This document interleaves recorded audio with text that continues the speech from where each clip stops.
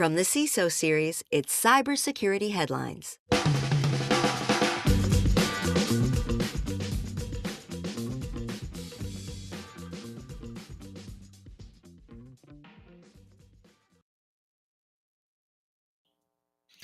Cybersecurity firm CEO charged with installing malware on hospital systems.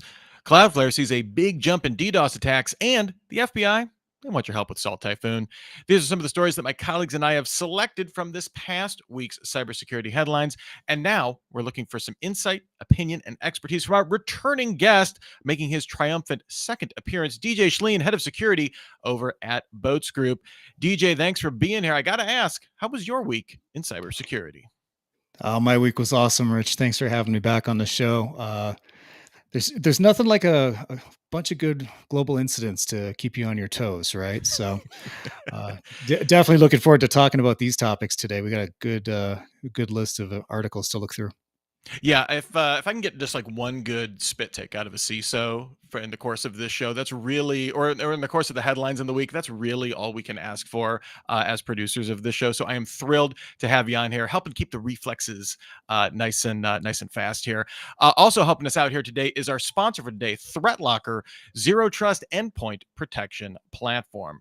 Remember, you can join us on YouTube Live. To do so, go to CISOseries.com, hit the events drop down, and look for the cybersecurity headlines week in review image. You can contribute your comments. You don't contribute our comments. Contribute your comments in the chat. I already see CCL getting busy in the chat room. We want lots of other people to join them in there and help us make the show better. Can't wait to see you there. Before we jump into the news, just a quick reminder that all of DJ's opinions are, in fact, his own, not necessarily those of his employer, staff, affiliates, family, friends, or indeed enemies. Let's just be clear here, DJ. We've got about 20 minutes, so let's get started. First up here, this one was, I saw this one was blowing up on the cybersecurity subreddit here. Cybersecurity firm CEO charged with installing malware on hospital systems.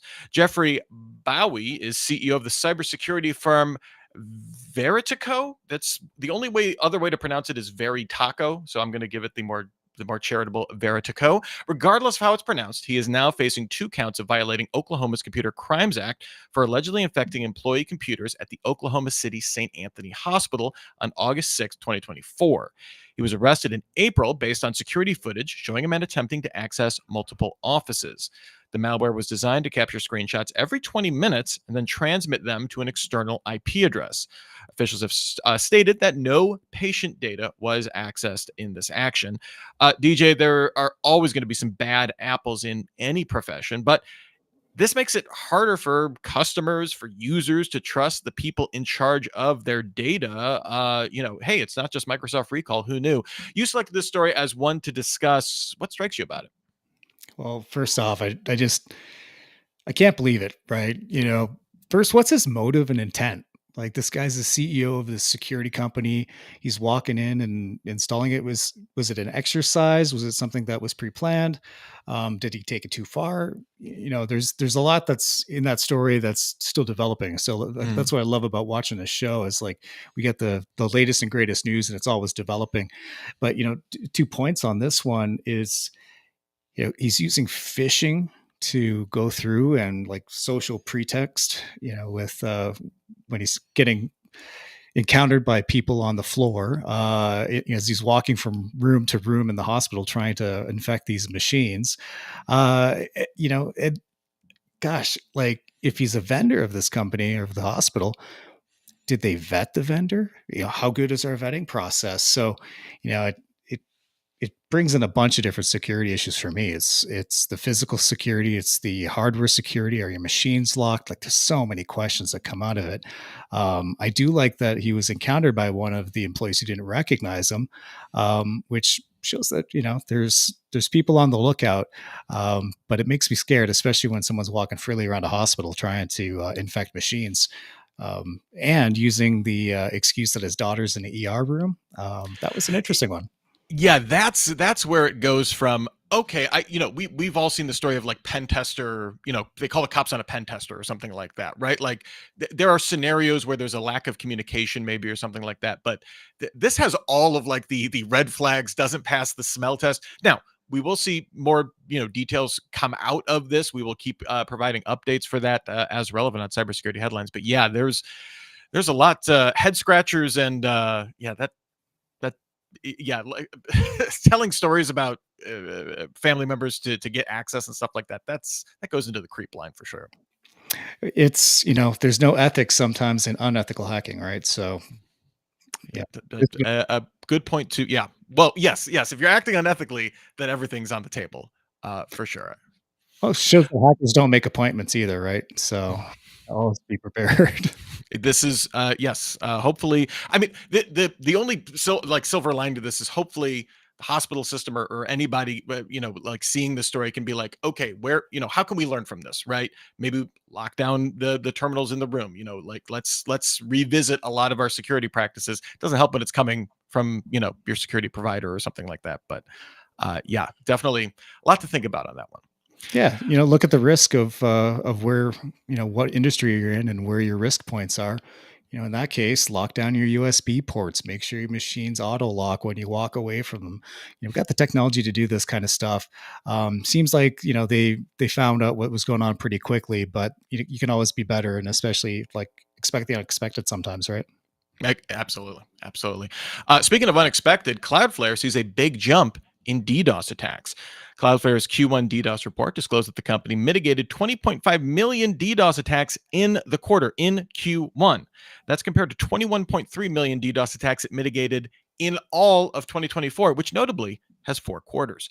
The Q1 figure is up 358% on the year and up almost 200% compared to Q4 2024 numbers.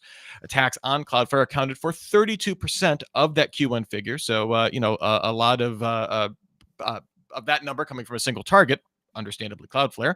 Network layer attacks accounted for this huge spike, especially attacks using connectionless lightweight directory access protocol, or CLDAP, and encapsulating security payload, or ESP floods. Cloudflare also saw over 700 attacks with at least 1 terabit of bandwidth per second, which is a lot. So DJ, big numbers here.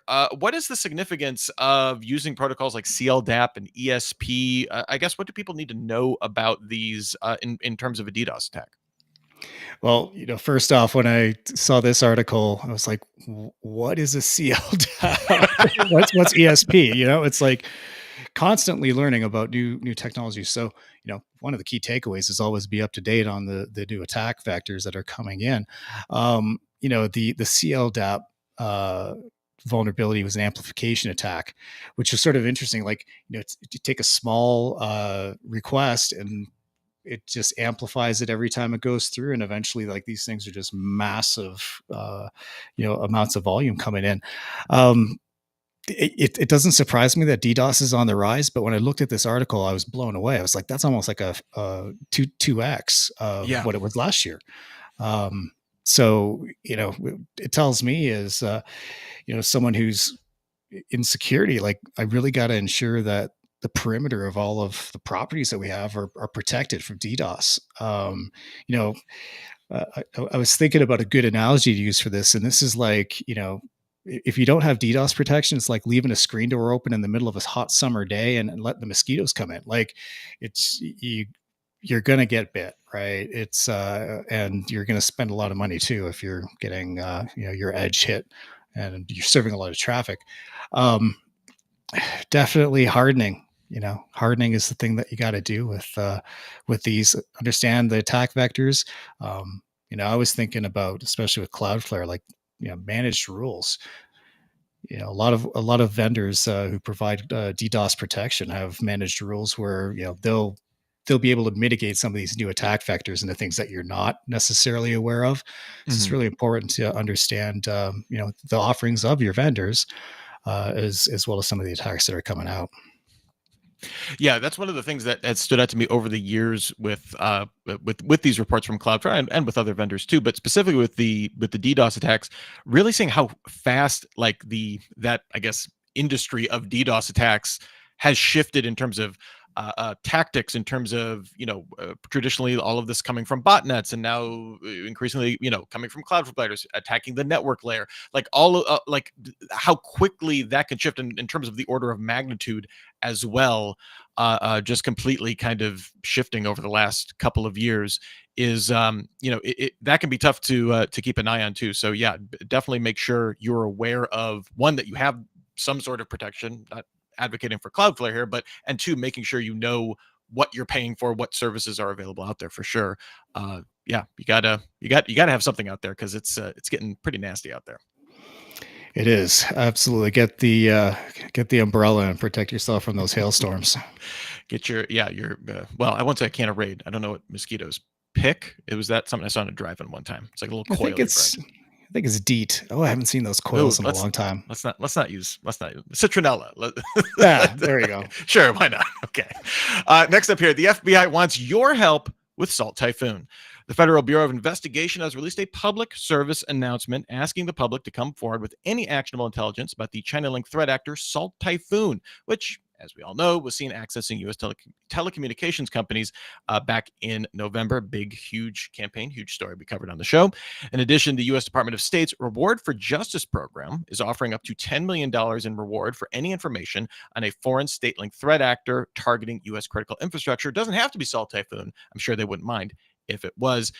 DJ, I guess just broadly, is this a good thing to be putting out there by the FBI? Does this shine a good light? Hey, we want let's raise the tide, we'll rise all boats here. Or is this, I don't know, maybe a bad light for the FBI's brand? Would such a campaign, I guess, also maybe open up to fraud, to kind of false leads, that kind of stuff? $10 million is a lot of motivation. Well, that's 10 million reasons why I don't have to do things illegally, right? And be a Yeah, well, hacker. that's I true. can, That's true. go down the, hey, let's snitch route, I guess you could say. But from the FBI perspective, I think bringing the conversation mainstream it's a good thing. I think there's Mhm. definitely pros and cons, and I'm uh, pretty certain that a lot of that's been weighed, when the decision was made to actually come out and you know bring this reward to bear. Um, my concern is it going to result in a flood of reports and tips that are coming in? And one of the biggest things that we've seen on the media is disinformation campaigns and false truths, and how much of that is going to be a social engineering disinformation campaign from our adversaries, our national adversaries, trying to divert attention away from the true um, the true attackers, the true nation state actors. So I think it's up in the air there, but maybe the FBI hit a bit of a wall in their investigations, opening it up, looking for some help. You can look at it a bunch of different ways. I'll put the shoe on the other foot. This could be a false information campaign by the FBI to make people think that they, like when once you start talking about disinformation in terms of you don't realize. I guess I'm constantly have to remind myself how incredibly sophisticated these operations, when you hit the nation state level, can be in terms of the resources they can do, the amount of disinformation or counter information or counter intel or whatever you want to call it. Can be in any of these situations. So, and on both sides of the equations, right? No side is stationary in this regard. It's what we see publicly is probably a relatively small sliver. Admittedly, Salt Typhoon, big giant story. I hope they get some information as a result of this, but Oh gosh, yeah. I always have to remind myself of that. We only have a very narrow window into a lot of this surreptitious work that's going on between these two nation state actors, for sure.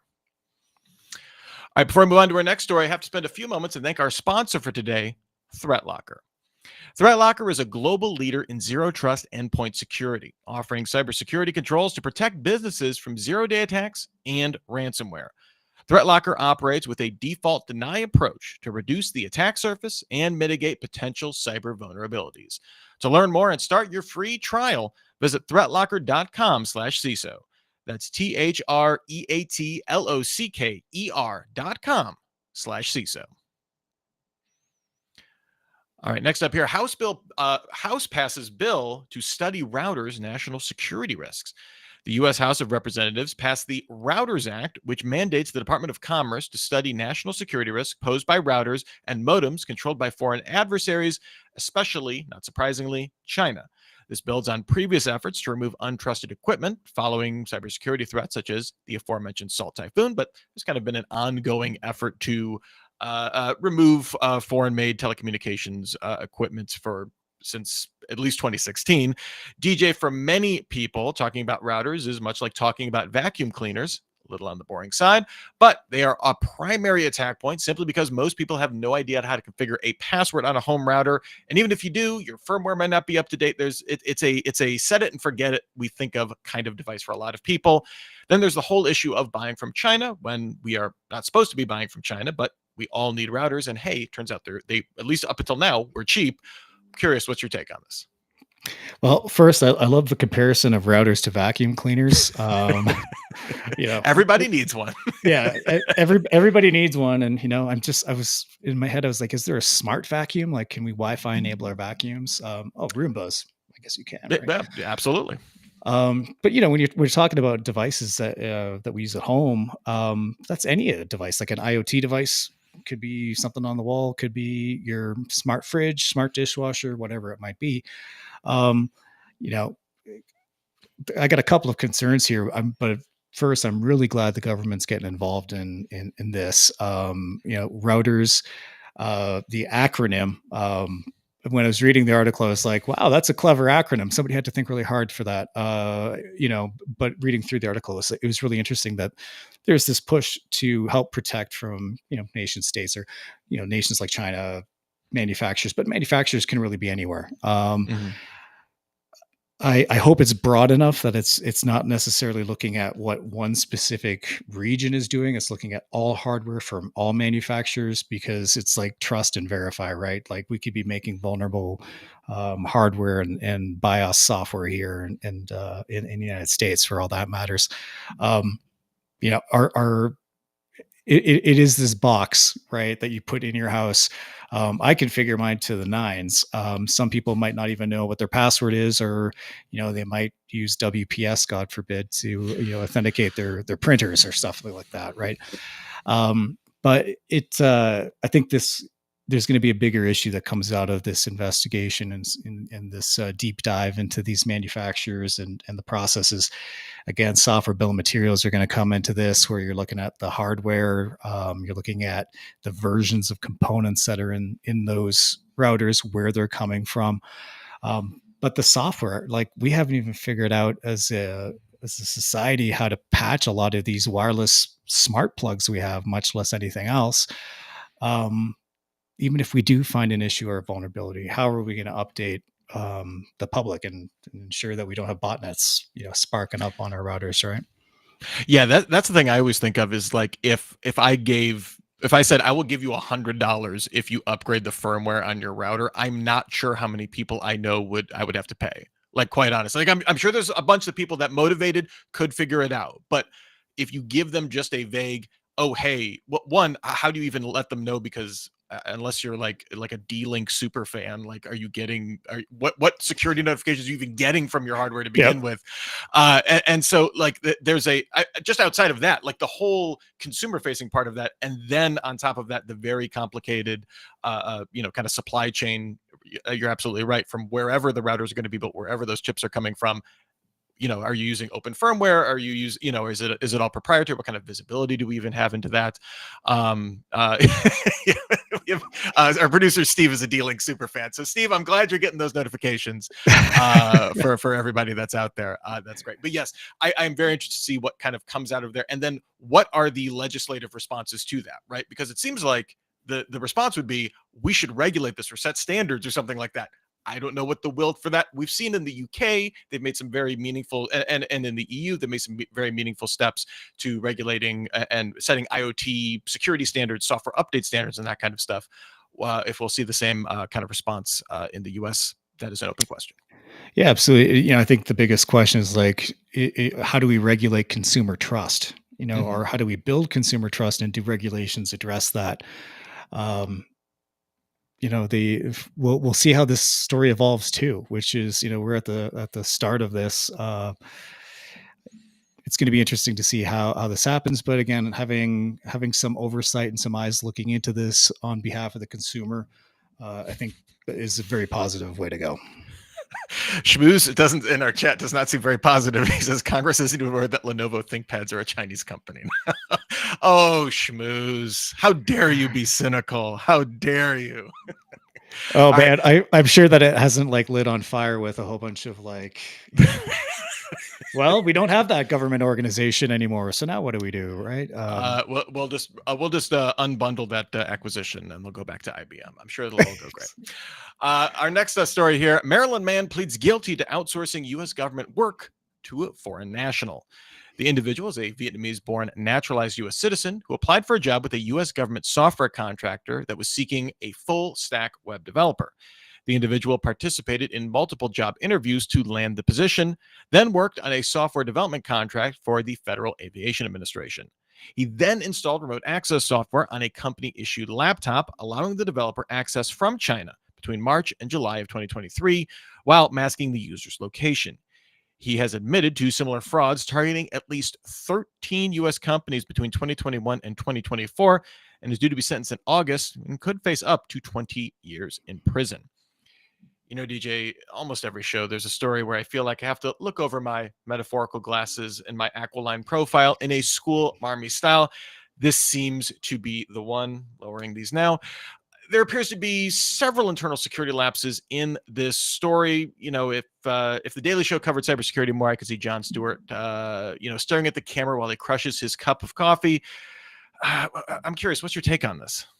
You know, in this one here, this isn't necessarily smash worthy for me, but this is definitely like spit my coffee out because it's like I can't believe this is actually happening, right?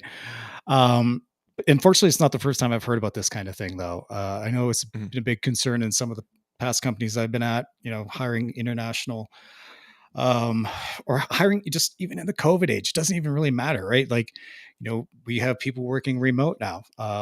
Gosh, I worked at a couple companies where I never met one person that in person that I worked with. It was all on screen. Mhm. Uh, there's the world is changing quickly, and you know, when I hear about something like this, I'm like, man, that takes a lot of guts to do. It takes a lot of orchestration to do. This is like social engineering at its finest, right? When it comes to like you're socially engineering your HR department to get hired. Um, but you know, this kind of story is the kind of thing that brings to light the the results or the things that can happen when somebody is allowed into your infrastructure and your ecosystem that shouldn't be there, like secret data leaked to, you know, uh, nation states that you don't want them, don't want them to have. Competition, having competition. Gosh, imagine if you're, running a, company A and company B makes the same product as you have, and you just hired somebody from company B.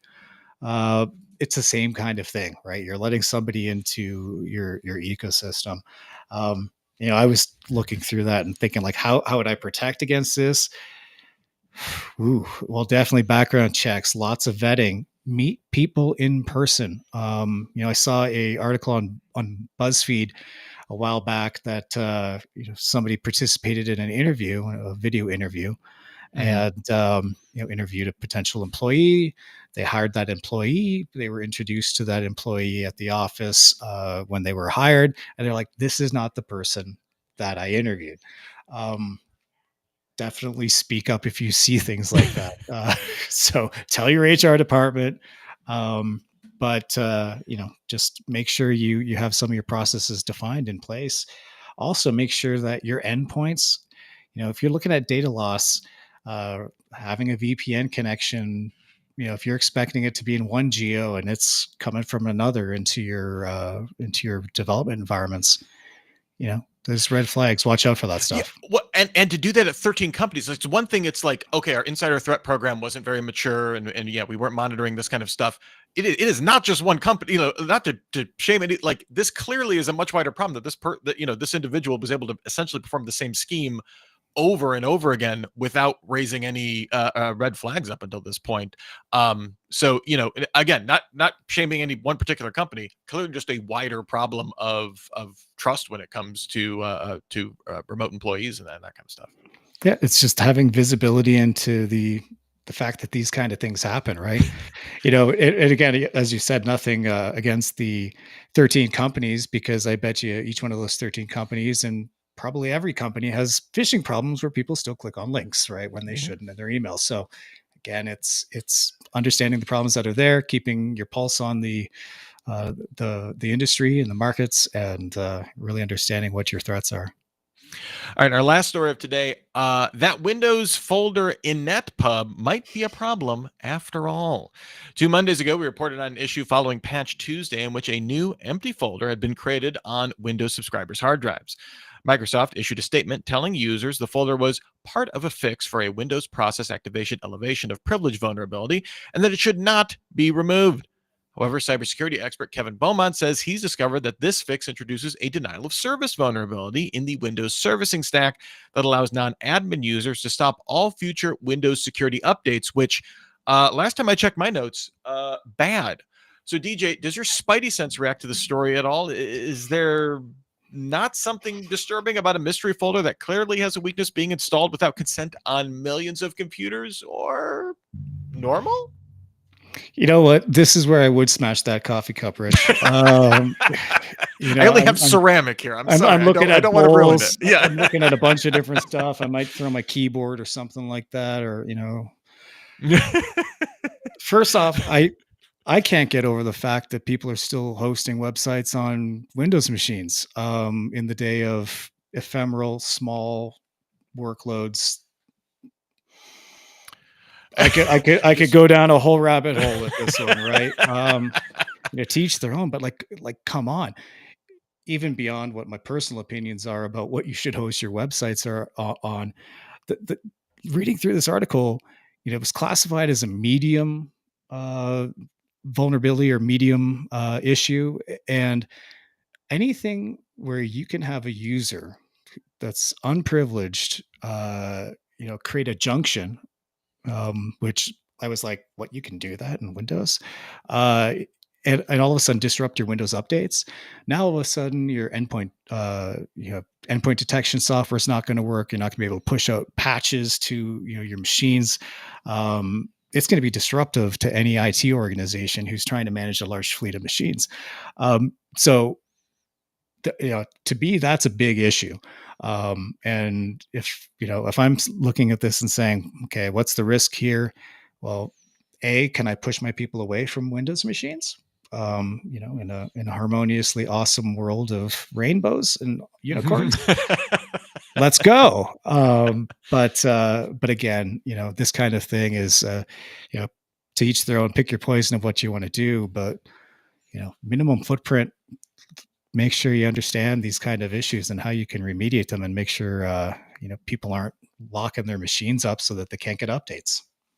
Yeah, that's where for, again, a non-privileged user to be able to do that is it ain't great. It ain't great. That's like Uber root, right? It's Uber root. Unprivileged user just means Uber root. Yeah, if you just type that in and you just type Uber root backwards, that's the password for that. All your Linux admins will love you for that. Next, before we get out of here, just want to give a big thank you to all of our commenters helping us make the show better. I always love when I see CCL in the chat. Was sharing ship it often, fail early. Really, just wisdom that I always, I always love to see. CCL, thank you so much for that. And Schmooze helping us stay cynical when it comes to laptop manufacturers potentially. And Kevin Farrell just wishing us all a happy Friday. Kevin, you helped make my Friday better. Thank you so much. Before we get out of here, DJ, for you, was there any story that was a thumbs up or an eye roller for you? Well, I think all the stories were thumbs up ones. Definitely must reads. I encourage folks to, the plane ride home from RSA, or, where you're getting over the con crud, you have a lot of reading material while you recuperate. You got it. And definitely look into it. The eye roller was, man, I thought we were over Windows Server hosting, but anyway, someday we'll cover that. We'll bury it with IE6 someday, I'm sure. I'm sure. Oh my God. Yeah, that's still around too. It's still All around. right. DJ Schleen, head of security over at Boats Group. Thank you so much for being here, for lending your wisdom, your expertise, your wit, even. Truly, truly appreciated. Where can people find you on the cyberspace if they are so inclined? Well, I'm on Blue Sky now. Closed Mm. up the Twitter account, so if you're looking for me there, you're going to be looking at a ghost town. So come find me on Blue Sky. Definitely hit me up on LinkedIn if you want to chat. Always willing to give my 2 cents and my opinions. And we got a lot of really cool things in the cyberspace coming up this year, and with AI.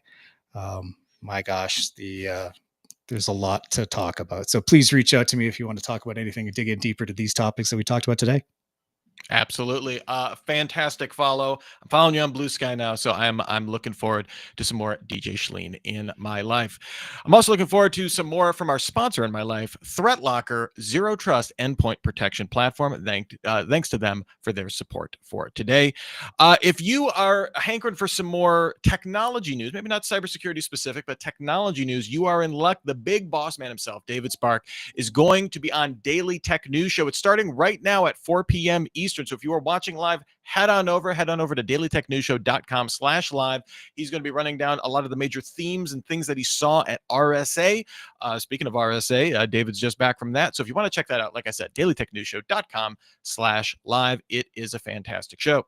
Then you can join us next week. First, we got Super Cyber Friday. It's coming back, where our topic will be hacking the validity of Gen AI, an hour of critical thinking about embracing these new tools while still meeting your compliance requirements. It's all about how we can integrate that into a compliance workflow. That starts at 1 p.m. Eastern, and then we'll have our weekend review at 3:30 p.m. Eastern. To get information and register for both, head to the events page at CISOSeries.com.